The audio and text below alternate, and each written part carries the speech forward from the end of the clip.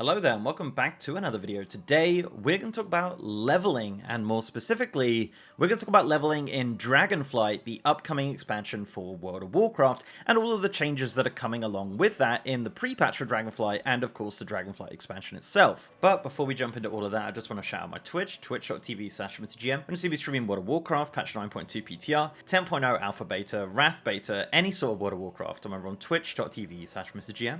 every single day. Right, okay, so leveling in Dragonflight is going to have some pretty major changes. Not as major as the changes that came in Shadowlands with Chromie Time and things like that, but there is going to be some pretty major changes, especially for new players of World of Warcraft, and especially with the kind of dynamic of leveling and how you learn skills and things like that. So first, let's talk about the new player experience. So if a brand new player creates a World of Warcraft account for the very first time, their leveling path will actually be kind of surprising. So a new player will jump into Exile's Reach from levels 1 to 10. Once they've completed their Exile's Reach experience, they actually won't go to Shadowlands, they'll actually go to Battle for Azeroth until level 60. So they'll level in Kul Tiras or Zandalar, and then obviously once they hit level 60, they can head off to the Dragon Isles and do the Dragonflight content, as the new level cap in Dragonflight is going to be level 70. So we're adding 10 more levels to the game in the new expansion. Now for existing players, you will still have that beginning choice of going to Exile's Reach or your chosen starting area, and once you hit level 10, I would imagine the natural progression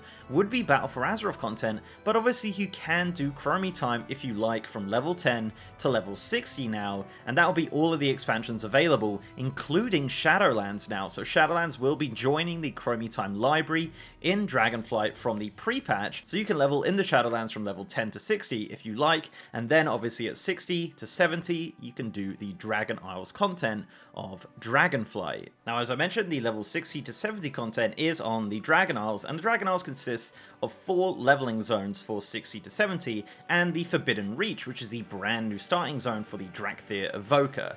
Now on the Dragon Isles you have the first zone, which is the Waking Shores, you then have the Onaran Plains, the Azura Span, and Thaldraszus. Now we're not really sure of the order of these zones, so we actually didn't even get an image of the map of the Dragon Isles, but obviously once we hit Alpha and we can finally start looking into these things, we'll have a better understanding of the flow of leveling, but it is a linear experience the first time around, similar to Shadowlands. Now it does sound like from interviews and things like that, that Threads of Fate will be returning in Dragonflight. So once you have that first character leveled through the Dragon Isles, you'll probably be able to skip all of the story content and just level through bonus objectives, world quests, and side quests, just like you do right now in Shadowlands with Threads of Fate. We're not sure if they have any plans to extend or change Threads of Fate as of right now, but it does look like they are looking to put it back into the game for 10.0. Now one of the biggest changes you'll find with leveling in Dragonflight and 10.0 pre-patch is the addition of talent points. Talent points are returning in Dragonflight, and you'll have these brand new talent trees for your characters as you level up your characters all the way to 70. Now talent points start becoming available at level 10, and that is when you choose your specialization.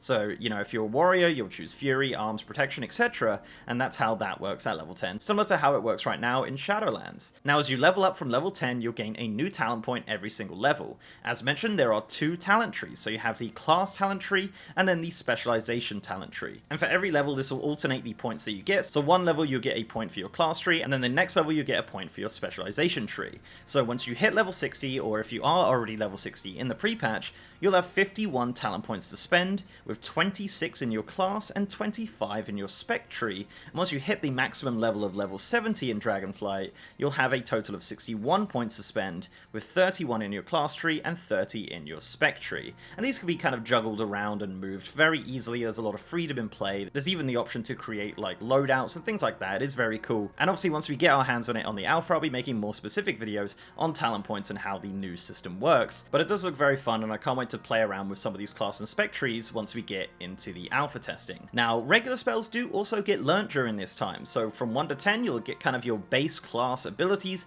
that you get like right now in Exile's Reach, for example, just some very basic spells to kind of get you going. Now you will also learn some class specific spells as you level up. Nothing really major, just kind of class flair, things like Pickpocket, Eyes of the Beast, Eagle Eye, things like that. will be automatically learned to you as you level up, as they don't want you to waste talent points on random kind of fun spells like that. I think overall the talent point system, it does sound like a really interesting system. The way that you create and customize your class as you level up, I think that's going to be a lot of fun for new players and existing players when leveling up from level 1 to 70. So yeah, that's pretty much it. That is kind of the major changes coming to leveling in Dragonflight and the Dragonflight pre-patch. If you know any other changes, obviously do let me know down in the comment section below, but I think we've covered pretty much everything from new players to returning players to Dragonflight leveling as well, and of course talent points being a major part of the new leveling experience.